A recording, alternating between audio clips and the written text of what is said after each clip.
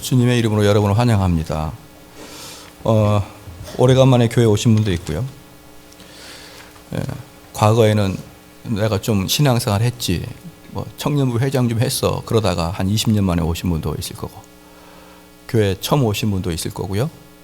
그럴 또 이제 이 동네에 오시면서 원격교회에 오신 분도 계실 거고, 많은 분들이 있을 것입니다. 그래서 오늘은 저희가 기독교의 가장 핵심적인 것을 여러분에 좀 설교를 하려고 합니다.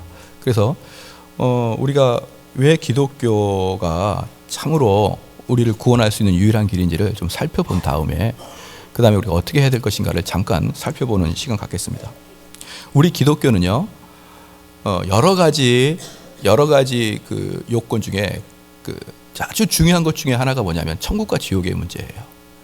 천국과 지옥의 문제를 오늘 제가 좀 다루려고 하는데, 이 천국과 지옥의 문제는 지금 사회에서 잘 이야기가 되지 않을 뿐더러 교회에서조차도 천국과 지옥의 이야기를 잘 안 합니다.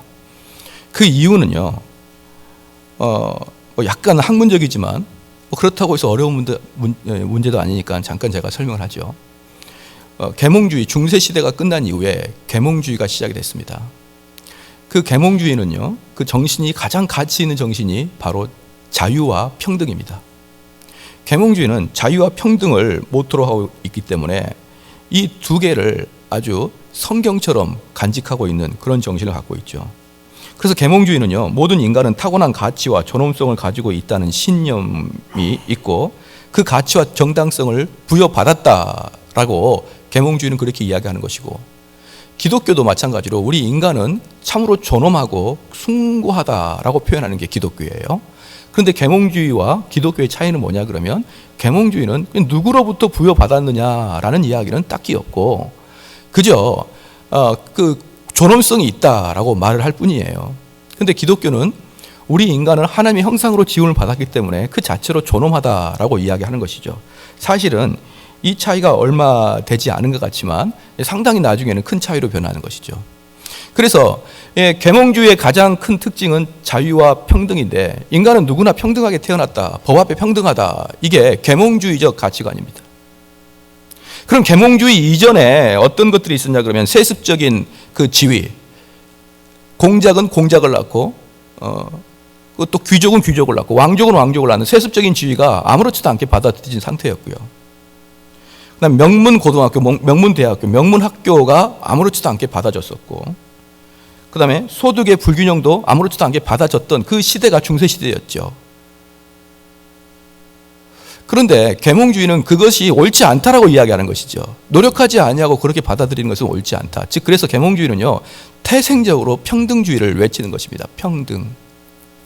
그 평등주의라는 게 만고불변의 진리가 아니라 계몽주의 때부터 급격하게 우리 민족들, 모든 사람들 사이에 들어갔다 이 말이죠. 그래서 이 평등주의를 깨는 것은 상당히 무례하게 여기게 시작한 것이죠. 그래서 기독교가 말하고 있는 누구는 선택돼서 천국 가고 누구는 선택되지 않아 지옥 가는 것은 계몽주의 사상에, 사람들의 평등주의 사상에 상당히 걸거치고 예민해지는 그런 주제가 아닐 수 없습니다. 누구는 선택받아서 천국 가고 누구는 선택받지 못해 지옥 가고 곧바로 뭐가 나옵니까? 우리 하나님은 평등하지 못해, 이렇게 나오는 것이죠. 그러면서 나는 그런 하나님을 믿을 수 없어, 이렇게 이야기하는 것입니다. 하나님보다 그 위에 무엇이 있습니까? 계몽주의 사상에 평등주의가 있는 것이라 이 말이죠. 그런데 그럼에도 불구하고 근대주의자들, 죄송합니다. 계몽주의가 나올 때는 그럼에도 불구하고 도덕적 기준에서는 절대적인 기준이 있다고 생각한 것이었어요. 도덕적 기준에는 절대적 기준이 있다라고 했는데, 이 계몽주의가 발전해서 지금은 포스트 모더니즘의 시대라고 합니다. 처음부터 눈을 감고 그러시면 참 곤란합니다. 눈을 좀 뜨시고 저를 좀 쳐다보십시오. 멀리서 왔는데 눈까지 감고 그러면 안 되죠. 그래서 그 계몽주의는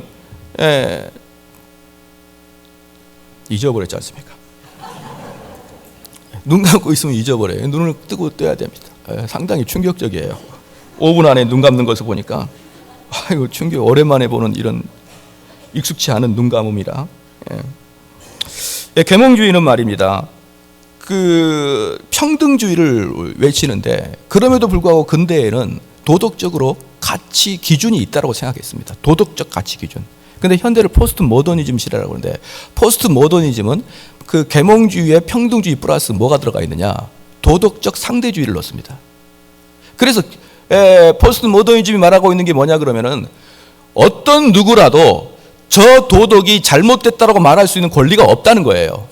예를 들어 프랑스 사람들이 우리 한국 사람들이 개고기 먹는 걸 가지고 너 잘못됐다라고 말하는 것은 도덕적 상대주의에 의해서 너희들 나쁜 사람이라는 거예요. 프랑스 사람 그렇게 이야기하면 안 된다는 것이에요. 도덕적인 것은 다 상대적이다 이 말이죠.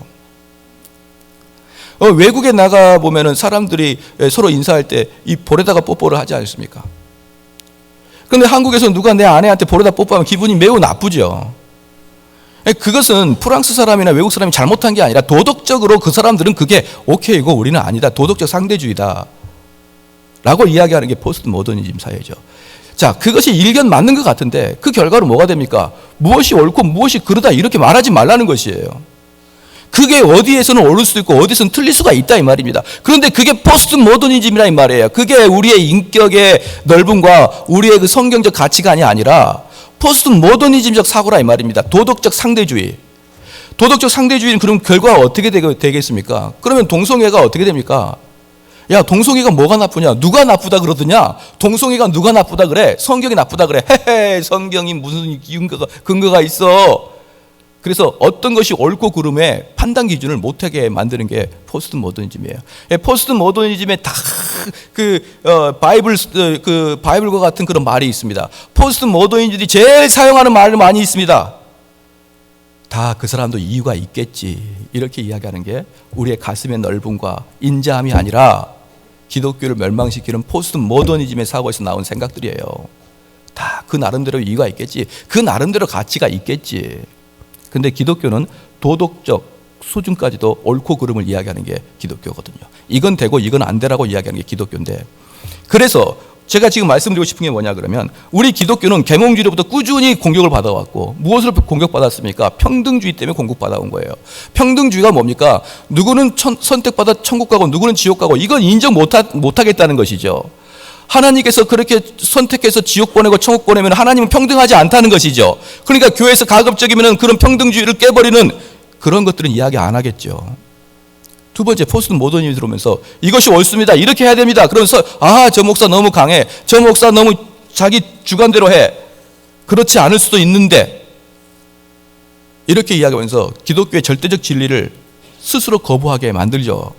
그래서요, 놀라운 것은 로마 사회가 우리 기독교 사람들을 순교시키고 불에 태우고 사자법이 되게 하는, 그때보다도 지금이 더 위험한 시대입니다. 그때는요, 사람이 죽으니까 왠지 죽으면은 또 죽으리다 하면서 기독교가 계속 번창했는데, 지금은 대부분의 사람들 머릿속에다가 계몽주의와 포스트 모던 사상을 딱 심어놔 버리니까 기독교가 말하고 있는 절대 진리를 선포하고, 이렇게 하면 지옥 갑니다, 이렇게 하면 천국 갑니다, 이렇게 이야기하는 것을 대단히 무지하게 생각하고 무식하게 생각하고, 그러한 것들을 지금 이야기하는 것은 아닙니다. 그것은 예의에 어긋납니다 라고 하기 때문에 기독교가 말할 수 있는 것을 전부 다 입을 봉해버렸습니다, 사회가. 그래서 거기에 맞춰서 교회에서도 그렇게 이야기를 하지 않아요. 이제 그렇게 이야기하면 목회자가 너무나 무시해 보이거든요. 포스트 모더니즘적 사고의 관점에서 다 그럴 수 있습니다. 우리는 틀린 게 아닌 게 다름입니다, 이렇게 이야기하게 돼야 되는데 그건 틀렸습니다. 그렇게 하면 안 됩니다. 이렇게 하면 저 목사는 독단적이야, 심지어 목사가 사랑이 대단히 없어, 이렇게 이야기하는 것이죠. 그래서 어떤 목사든지 독단적으로 보이고 싶고 어떤 목사든지 사랑이 없어 보이고 싶겠습니까? 그러면 어떻게 합니까? 기독교적 가치관을 이야기 안 하는 것입니다. 그러면서 빠진 게 무엇입니까? 바로 천국과 지옥의 문제가 빠져버리는 것이에요. 또 요즘에는 뉴에이지적 사상이 강합니다. 뉴에이지 사상이 뭐냐 그러면요, 미국 사람들이 각박한 삶에 무언가 마음에 그 따뜻함과 평안함이 없을까 보다가 인도 힌두교 사상을 본 것이죠. 그러니까 인도 힌두교 사상은 너무나 고요하고 그렇죠. 그래서 뉴에이지 사상이, 인도 사상이 미국 갔다가 미국에서 다시 우리나라 온 거입니다. 그런데 만약에 그게 뉴에이지 이렇게 붙이지 않고 힌두 사상, 그러면 우리가 좀 힌두교 안 받을 거야 그러는데, 미국이 영어로 이렇게 들어오니까 뭐 좋은 거가 보다 이렇게 했는죠. 뉴에이지 사상의 가장 대표적인 게 뭐냐면 명상입니다. 명상. 그 명상이 뭘까요? 내 마음의 그 찌꺼기를 착 가라앉히고, 내 마음의 더러움을 가라앉히고, 이렇게 내가 깨끗해지는 걸 명상이라고 하죠. 그런데 우리가 깨끗해질 때 무엇이 날뜁니까? 악한 사탄 마귀가 날뜁니다. 왜입니까? 바로 내 자신이, 여러분 자신이 아주 추악한 죄인이거든요. 죄인이거든요. 그래서 앉아서 생각하는 것마다 죄만 생각합니다. 그래서 명상한다고 앉아있으면 내가 비록 선하다고 생각하지만 자꾸 악한 것들이 생각이 나게 돼 있어요. 그것을 억제하려고 노력하겠지요. 하지만 우리가 죄인이므로 자연적으로 죄가 생각나는 것이고, 우리가 죄인이므로 자연적으로 죄가 하고 싶은 그런 마음이 있는데, 명상한다 그럴 때는 얼마든지 악한 마귀가 우리를 나름대로 선하다고 생각하면서 그것을 명상하게 하고 우리 마음을 시원하게 하고 깨끗하게 함으로 악한 마귀의 생각이 들어온다 이 말입니다. 그래서 명상은 절대로 안 됩니다. 기도도 마찬가지예요. 아무것도 배우지 않고 기도하는 사람은 상당히 악한 것만 기도하게 되어 있죠.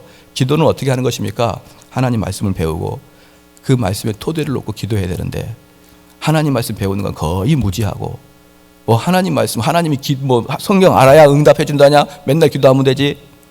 그렇게 기도할 때는 악한 것들을 기도하게 되어 있다 이 말입니다. 어떤 걸요? 맨날 자기 위한 것들, 자기 가족들 위하고, 자기 자신을 위하고, 자기의 명예를 위하고, 온통 일주일 내내 월화수목금토까지 이기적이고 자기 중심대로 살다가 기도하는 시간까지 자기 이기적으로 중심대로 기도하면서 일주일 내내, 그것도 주 앞에 나와서도 자기를 부인하지 못하고 계속 자기를 긍정하는 그러한 기도를 하게 되게 되어 있다 이 말입니다. 그것들이 악하다는 것이죠. 이렇게 현대는 포스트 모더니즘 사회와 뉴에이지 사회로, 그럼 뉴에이지는 뭘까요? 내가 명상하는데 무엇이 옳고 무엇이 그름을 판단할 이유가 뭐가 있습니까? 내가 명상하는데 이게 하나님의 뜻이고 이게 사람의 인간의 뜻이라는 것을 명상할 이유가 뭐가 있겠습니까? 기준이 뭐가 있겠습니까? 그냥 내 마음에 평안함과 안정함을 준다 그러면 뭐든지 명상하고 뭐든지 상상한다 이 말이죠.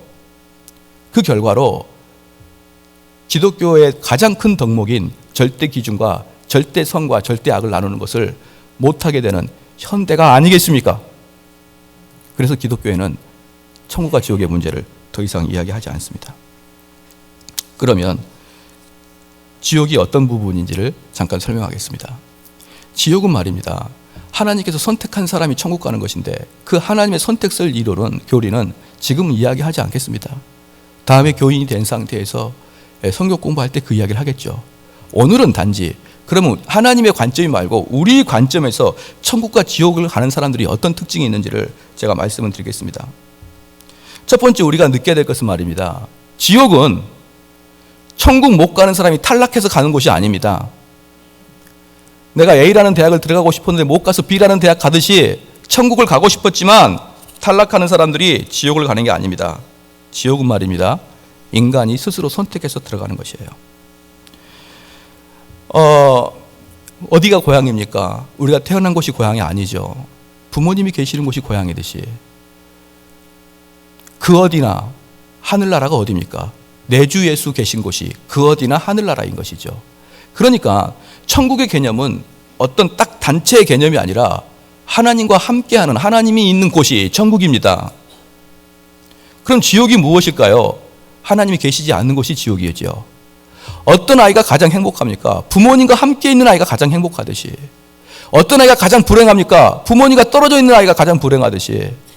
천국은 우리의 만유의 아버지이신 하나님과 같이 있는 곳이 천국이고, 하나님과 같이 있지 않은 곳이 바로 지옥입니다.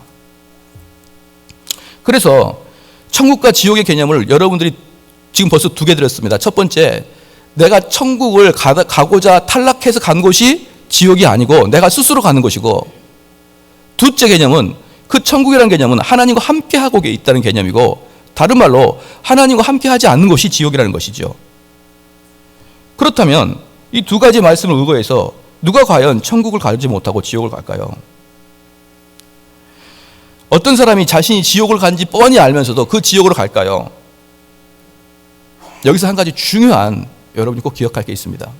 지금 계속 나가는 아이디어는 계속 좀 기억을 해야 될 아이디어입니다. 지옥은 말입니다, 어떤 한 사람이 큰 죄악을 저질러서 그 죄를 짓고 가는 곳을 지옥이라 보통 생각합니다. 그래서 많은 사람들이 이렇게 묻죠. 목사님, 유영철이 같이 연쇄살인범은 천국 갑니까? 지옥 갑니까? 제가 만유의 재판장도 아니고 왜 저한테 와서 묻는지 모르겠어요. 저는 알 수가 없습니다. 그런데 한 가지, 그 사람이 저한테 물어본 멘탈리티는 저는 압니다. 뭐냐? 저렇게 큰 죄를 졌으니 지옥 가지 않겠습니까? 이 뜻이에요. 이 말 속에 뭐가 있냐 그러면, 소소한 죄는 그것까지 지옥 가겠습니까? 이런 게 숨어 있어요. 사소한 죄들, 조그만 죄들을 지었을 때 그게 지옥을 가겠습니까? 이게 숨어 있는 거예요. 큰 죄를 저질러야 지옥 가르지. 이렇게 우리가 사소한 죄를 저지른 사람이 지옥 갑니까? 이렇게 속해 있죠. 사랑하는 성도 여러분. 그런데 악한 마귀가 그 마음을 알죠. 우리가 만약에 큰 죄를 저지르면 어떻게 되겠습니까? 내가 살인을 했다, 내가 강도를 했다, 이런 큰 죄를 저지르면 누구나 그 사람이 기독교인이든지 기독교인이 아니든지 마음이 쿵탁쿵탁 뜁니다. 왜 뜁니까? 내가 죄를 지었다는 마음이 뛰는 거예요. 그래서 큰 죄를 저지른 사람들은 그 사람이 자기 자신을 돌아볼 확률이 많습니다. 내가 이렇게 살다가 큰일 나겠는데, 이런 마음이 들고, 내 자신을 돌아보는 사람들은 자칫하다가 하나님께 회개해버릴 수가 있습니다. 하나님, 나를 용서해 주십시오. 그래서 악한 마귀는 여러분에게 지옥 데려갈 때 절대로 획기적인 죄를 짓고 데리고 가지 않습니다. 정말 사소한 죄를 짓게 합니다. 그리고 그걸 반복적으로 계속 짓게 합니다. 마귀는 여러분이 죄를 짓는 것을 목표로 삼지 아니하고 여러분을 지옥 가게 하는 걸 목표로 삼기 때문에 이렇게 하든 저렇게 하든 지옥만 끌고 가면 됩니다. 근데 그 악한 마귀는 나이가 우리보다 수천 살이란 말인데 우리 인간의 마음을 모를까요? 그래서 우리 인간이 결정적인 죄를 지게 되면 내 자신을 돌아보게 되므로 우리 자신을 돌아보지 못하도록 사소한 죄를 짓게 하는 것입니다. 사랑하는 성도 여러분, 병에 걸렸습니다. 급성이 고치기 쉽습니까? 만성이 고치기 쉽습니까? 급성이에요. 만성적인 병은 고쳐지기 힘듭니다. 그런데 악한 마귀가 원하는 게 바로 그겁니다. 우리가 만성적인 죄를 짓기를 원해요. 조금씩. 이렇게 사소한 죄가 과연 지옥에 끌고 갈까? 네, 바로 그게 지옥에 끌고 갑니다. 악한 마귀는 절대로 큰 죄를 우리에게 갑자기 지게 함으로 우리에게 경각심을 일으키고 우리를 놀라게 하지 않냐고 그냥 그대로 놔두고 있습니다. 그대로 통째로 먹으려고. 예를 들어 보겠습니다. 살인, 강도가 더 큰 죄입니까? 고스톱 치는 죄가 더 큰 죄입니까? 고스톱 친 죄가 더 크다고 하는 사람은 약간 정신적으로 문제가 있고, 목사님의 말뜻을 알아서 미리 이야기해 주려는 그런 선한 마음은 있지만 너무 지나친 생각이에요. 당연히 살인이 훨씬 더 크죠. 고스톱 쳤다고 누가 경찰에 잡아갑니까? 그래요. 그래서 초등학교 때 가족들이 모여서 추석 설날 때 모여가지고 할아버지 할머니 고스톱을 칩니다. 그런데 이 녀석이 아주 고스톱에 신들리는 뭔가가 있어요. 쳤다 그러면 계속 막 달아붙는 겁니다. 그 어린 나이에 다른 것을 다 못하는데 이 고스톱 하나만큼은 특별한 은사와 재능을 가지고 있더라 이 말이에요. 이 사람 마음속에 하나님은 나에게 이런 은사를 주셨구나. 그럼 주시는 은사를 계속 개발해야지 하면서 중학교 때는 포카로 바꿔요. 포카로. 그리고 이제 대학교 딱 들어가서 어머니 이제 이 친구는 저희 친구들도 그런 애가 많습니다. 쳤다 그러면은 무슨 노름이든지 희한하게 돈이 붙는 아이가 있어요. 은사입니다. 은사. 그래서 그 은사를 개발하기 위해서 어머니 저 필리핀에 어학연수 좀 갔다 오겠습니다. 필리핀에 갔더니 우리 한국 사람이 얼마든지 갈 수 있는 카지노가 있더라 이 말이에요. 카지노가. 그 카지노를 딱 가서 보니까 별로 어렵지 않아 보이죠. 그래서 그 카지노에서 했죠. 제가 아는 사람이 저한테 신신당부 부탁했습니다. 뭐라고 했느냐? 필리핀 가거든 절대로 카지노 바를 구경도 탐색도 탐방도 냄새도 맡지 말라 그러더라고요. 왜? 나 한번 가보고 싶은데 거기에서 악한 종들이 어떻게 사는지 좀 관찰해야 될 거 아닙니까? 아니, 가지 마라. 왜냐하면 자기도 필리핀 여행 왔다가 잠깐 구경하고 간다는 게 2년이 걸렸답니다. 잠깐 구경하고 나온다는 게 거의 2년을 머물렀어요. 그리고 7억을 잃었습니다. 7억을 2년 동안에. 그래 참 제주도도 없습니다. 어떻게 7억이 있었습니까? 잃을래야 잃을 수도 없는 돈인데 저는. 그러면 7억 정도 있고 거기서 살인사건도 알 수 있습니다. 자, 벌써 그 정도 되면은 살인과 진배 없죠. 시작은 고스톱입니다. 근데 악한 마귀는 끝에 우리가 살인을 저지를 때까지 그걸 끌고 갑니다. 그래서 소소한 죄가 샀다고 생각하지 마십시오. 처음부터 누가 도박장 가서 7억을 잃습니까? 조금씩 처음에는 10,000원, 20,000원 이렇게 했죠. 재미있었겠죠. 그렇게 카지노에서 놀다 온 사람을 제가 이야기해보면 이렇게 합니다.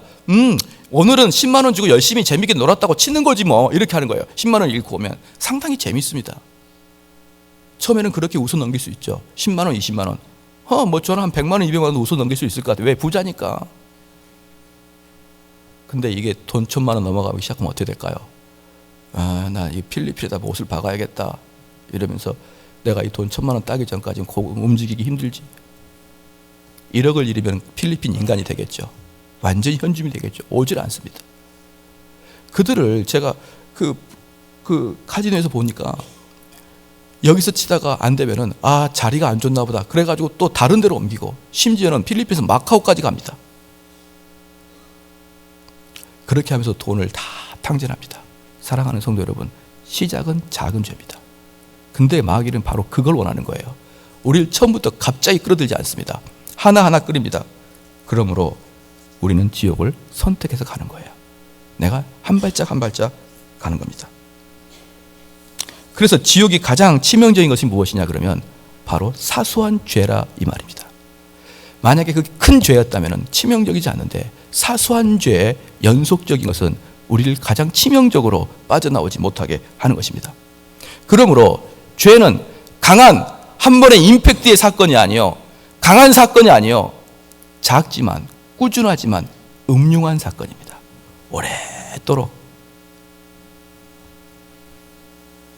그러면 이들이 왜 이제 우리가 한 번은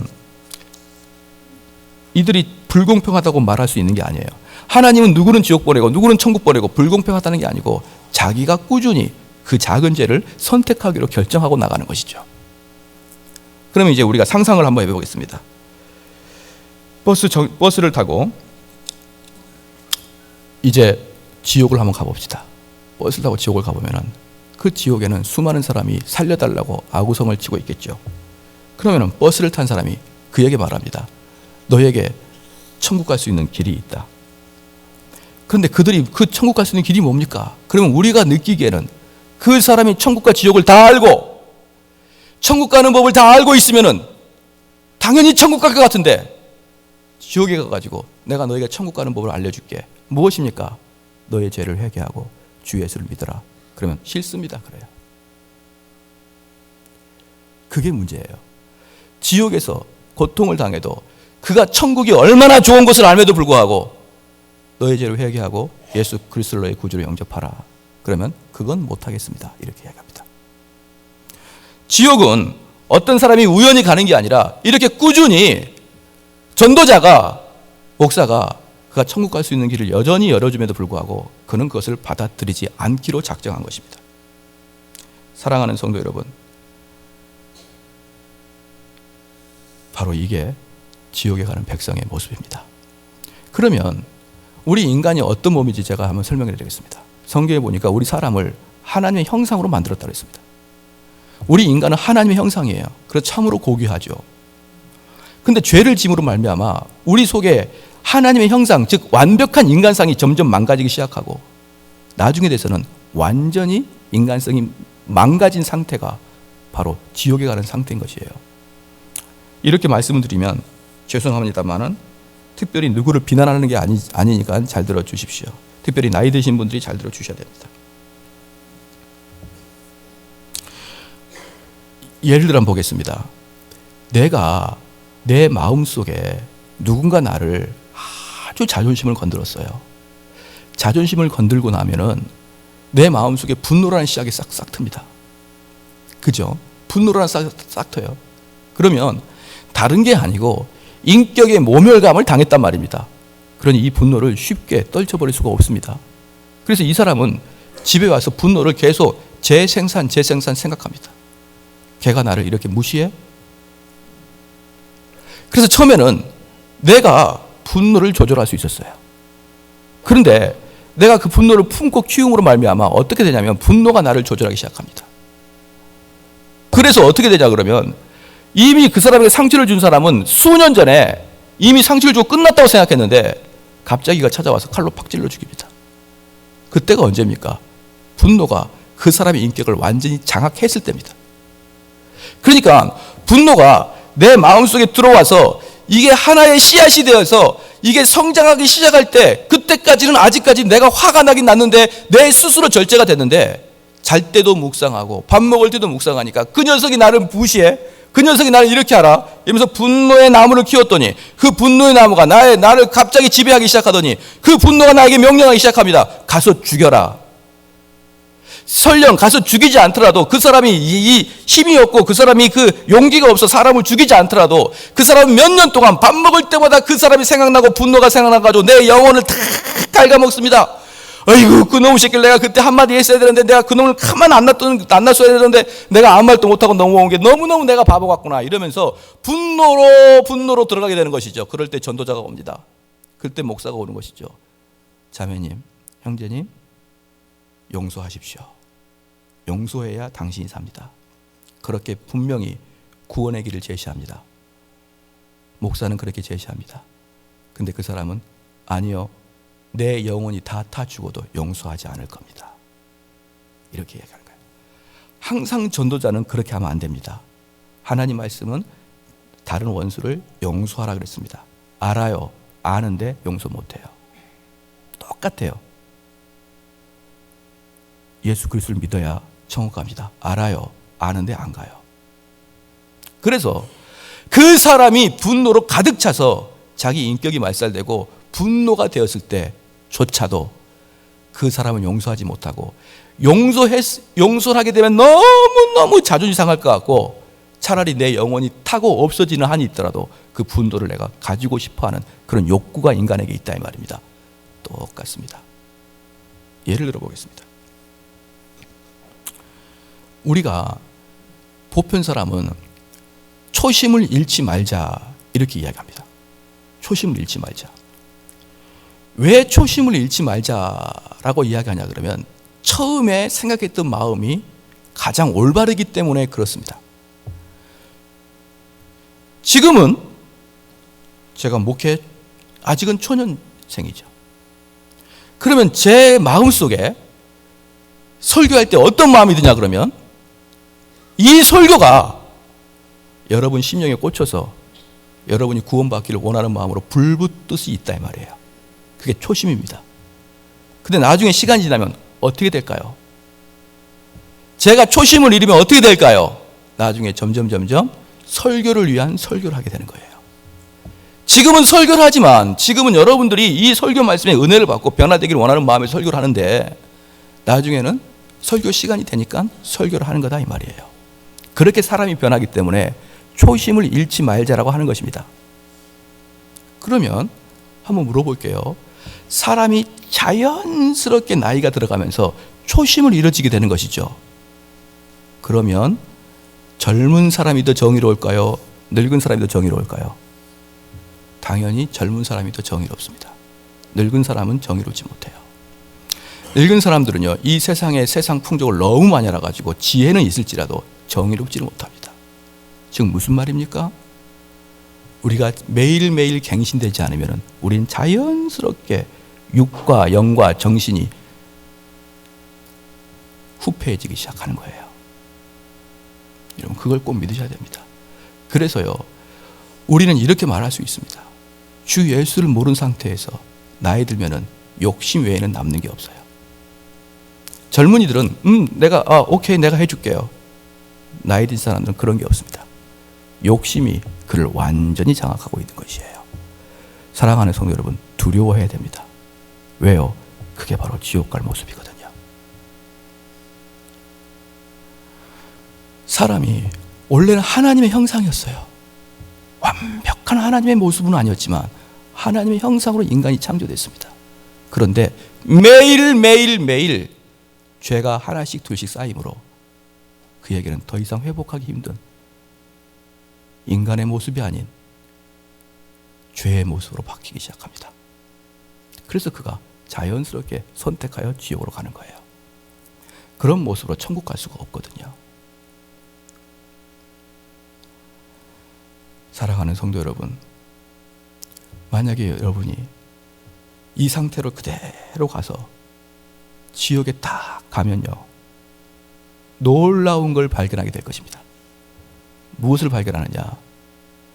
내가 죄를 엄청나게 많이 졌구나, 그걸 발견한 게 아니고 내가 죄 그 자체구나. 나에게는 인격이 다 사라져버리고 죄만 남았구나. 내가 죄 덩어리였구나. 그것을 지옥 가서 묵도하게 되겠죠. 제가 목사다 보니까 가끔 사람들 중에 돌아가시는 분들을 찾아가면서 마지막에 예수 그리스도를 영접하기를 촉구합니다. 그런 적이 많겠죠. 그래서 그분들한테 경고합니다. 선생님, 한 달 남았습니다. 한 달 남았으니 이제 죄를 회개하시고 예수 그리스도 붙드십시오. 싫어요. 그럽니다. 제가 이제 그분이 돌아가실 때가 얼마 안 됐으니까 예의 차리고 뭐 차리고 할 게 뭐가 있습니까? 그렇죠. 그럽니다. 선생님, 80평생 선생님 뜻대로 살았으면 이제 한 번이라도 예수님한테 매달려 보십시오. 싫습니다. 또 제 말합니다. 선생님, 인생 돌아보십시오. 잘 살았습니까? 그에 대한 말 못합니다. 지금 잘 살고 마지막 가는 겁니까? 말 못합니다. 잘 못 살았지 않습니까? 이 인생 끝까지 그냥 가면 지옥 갑니다. 주님 영접하십시오. 싫습니다. 열의 아홉이 그래요. 열의 아홉이 그럽니다. 우리가 매일매일 짓는 죄들은 우리를 다시는 돌아올 수 없는 곳으로 우리를 던져버리고 말아요.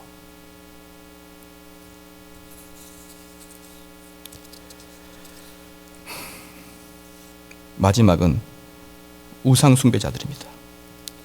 우상숭배자들은 당연히 지옥 가겠죠. 그런데 현대시대에 우상을 나무나 돌로 깎아가지고 거기다가 절을 하는 사람은 별로 없습니다. 그럼 무엇을 할까요? 내가 내 자아를 섬기는 우상을 갖고 있는 것이죠. 우상이라는 것은요, 내 자아를 기쁘게 해주는 것을 우상이라 그럽니다.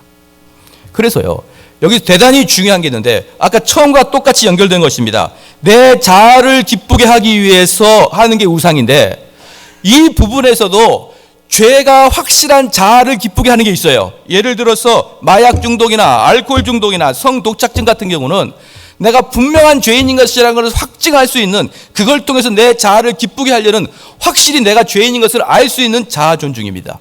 자아 기쁨이에요. 그런데 자아 기쁨에도 불구하고 이게 죄인지 모르는 자아 기쁨이 있습니다. 예를 들어서 남편을 성공시키기 위한 아내의 헌신, 자녀를 잘 키우기 위한 부모의 헌신, 이런 자아 존중은 자기가 죄인인 걸 몰라요. 그게 바로 자기를 기쁘게 하고 있다는 걸 모릅니다. 그것은 열심히 좋은 일을 하는 거라고 생각하고 있기 때문에 그 죄악은 더 큽니다. 차라리 알코올 중독은 너 회개하라. 그럼 회개합니다. 근데 자녀 잘 키우려고 열심히 막 자녀 좋은 데로 데리고 가서 열심히 하고 하는 사람은 너 죄인이다. 그럼 내가 뭐가 죄인입니까? 자녀 잘 키우려고 그러는데, 이렇게 얘기합니다. 예를 들어 보겠습니다. 만약에 아이가 죽었습니다. 그 엄마는 그 아이를 너무너무 사랑했는데 아이가 죽었어요. 말로 어떻게 위로할 수 있을까요? 그래서 그 엄마는 매일매일 죽기를 각오하고 있습니다. 그래서 마지막에 그 엄마도 죽었어요. 그랬더니 이제 천국 가는 버스를 타고 쭉 갑니다. 그 어머니 마음속에는 내 아들을 보고자 하는 그 기쁨과 열망으로 가득 차갑니다. 근데 천국에 딱 들어가기 전에 문 앞에서 천국지기가 말합니다. 여기에 들어오시기 위해서는 아들을 보고자 하는 그 마음보다 하나님을 경외하는 마음이 더 커야 됩니다. 이렇게 얘기했어요. 그러니까 그 어머니가 무슨 소리입니까? 나는 오늘 아들을 너무너무 사랑한단 말이에요. 아들을 보여주세요. 안 됩니다. 이곳은 아들을 사랑해서 들어오는 게 아니라 우리 하나님을 사랑해야 들어옵니다. 그럼 그 엄마 그럽니다. 이거 아주 망측한 종교구만. 아들을 사랑하면 됐지 뭘 또 하나님을 사랑하란 말입니까? 그래서 그 마음 깊숙하게 들어가 보니까, 그 마음 깊숙한 데 들어가 보니까 아들 사랑이 하나님 사랑보다 훨씬 커요. 아들 사랑은 나를 기쁘게 하는 것입니다. 내가 기뻐서 아들 사랑하는 거예요. 즉 자아 존중, 자기 사랑, 자기 애착, 그게 아들 사랑으로 나타나고 남편 진급으로 나타나고 근데 그걸 자기들은 자기 존중이라는 걸 깨닫지 못하는 그런 상태에서 한 발짝 한 발짝 자기 사랑으로 똘똘 뭉쳐서 지옥으로 가고 있는 것입니다. 말씀의 결론을 맺겠습니다. 이 모든 것들에 공통점이 있습니다. 모든 것들에 공통점이 있습니다. 자기 애착입니다. 자기 애착이 여러분을 지옥으로 끌고 가는 죄입니다. 자기 애착을 가지고 살아가는 사람은 그 사람이 어디 있든지, 심지어 교회에 있든지 교회 밖에 있든지 상관없이 지옥으로 가고 있는 자예요. 마지막에 욕심만 남고 마지막에 더 이상 사랑에 불 곳도 없는, 남을 향한 사랑에 불 곳도 없고 심지어 하나님을 향한 사랑에 불 곳도 없는 오직 자기만을 위한 삶을 살아갔던 사람들은 결국 지옥에 가고 말겠죠. 그런데 물어보겠습니다. 우리가 어떻게 이걸 회복해야 됩니까? 우리가 어찌하여 우리가 내 자아를 더 이상 사랑하지 않을까요? 노력해서요? 수도 생활을 해서? 금욕 생활을 해서? 내 자아를 사랑하지 않을 수 있을 것 같습니까? 못합니다. 내 자아를 사랑하는 것은 끝까지 죽을 때까지, 관뚜껑 들어갈 때까지 내 자아를 사랑하고 죽습니다. 그래서 우리는 우리의 노력으로 절대로 구원받지 못합니다. 그래서 하나님께서 친히 육신의 몸을 입고 이 땅에 오셨습니다. 왜? 너희들은 너희 스스로 죄를 해결하지 못하니까 내가 너희들에게 가겠다, 내가 너희들한테 가겠다라고 오신 분이 예수님이에요. 여러분들 보십시오. 4대 성이 누굽니까? 예수님, 소크라테스, 부처님, 마호메트, 요 넷을 4대 성인이라 그래요. 목사님, 공자는 안 끼워져요? 예, 그건 제가 끼우는 거 아니니까 저한테 뭐라고 하지 마십시오. 이 넷을 4대 성인이라고 합니다. 공자, 부처님, 소크라테스, 마호메트, 이렇게. 근데 이 세 분들은요, 내가 하나님이다 그런 사람 단 한 분도 없어요. 다들 겸손합니다. 내가 사후세계를 어떻게 알겠니? 그런데 4대 성인 중에 예수님만 나는 하나님이다 혼자 그러고 다녀요. 그래서 예수님은요, 이 4명의 성인 중에 한 분이 아니라 우리 예수님은 사기꾼이든지 아니면 정신병자든지 아니면 사람이 아니고 신이든지 둘 중에 하나입니다. 왜? 우리 예수님은 내가 하나님이다 그러고 다녔으니까요. 제가 여기서 내가 하나님이다 그러면 저는 뭡니까? 진짜 하나님이든지 사기꾼이 둘 중에 하나이지. 우리 예수님은 나는 모른다. 우리 예수님은 겸손하지 않아요. 우리 예수님은 나는 하나님의 아들이고 나는 하나님이다. 나를 통하지 아니하고는 누구도 천국 갈 수 없다라고 그렇게 말씀하고 다녔던 분입니다. 다른 소크라테스나 다른 석가모니나 이런 식으로 자기를 낮추고 무슨 깨달음을 이야기하는 게 아니라 그냥 돌아다니면서 내가 하나님이야, 내가. 나를 믿어야 돼, 나만 믿어야 돼, 이렇게 얘기하는 거예요. 쟤도 믿고 쟤도 믿어가 아니라 나만 믿어야 돼 라고 말하는 게 예수님이었어요. 그래서 예수님은요, 둘 중에 한 분입니다. 사기꾼이든지 하나님이든지. 성경은 그렇게 말합니다. 너희들의 죄를 너희들 스스로 해결할 수 없으니까 내가 직접 인간의 몸을 입고 내려가겠다. 그게 바로 예수 그리스도입니다. 사랑하는 성도 여러분, 여러분 지옥은 지금도 선택하는 거예요. 여러분이 나중에 지옥이 어디 있습니까? 그렇게 말하지 마십시오. 만약에 지옥이 없다면 이 땅을 어떻게 사는 게 가장 현명한 삶입니까? 지옥이 없다면 이 땅을 어떻게 살아야 됩니까? 그렇습니다. 낭 등쳐먹고 사기치고 정의를 잊지 못하고 그렇지만 들키지 않게 살아가는 게 이 땅에서 호강호식하고 5만 가지 잡다한 죄를 다 짓고 들키지 않고 살아가는 게 최고의 삶입니다. 바로 그 삶이 합리적인 삶입니까?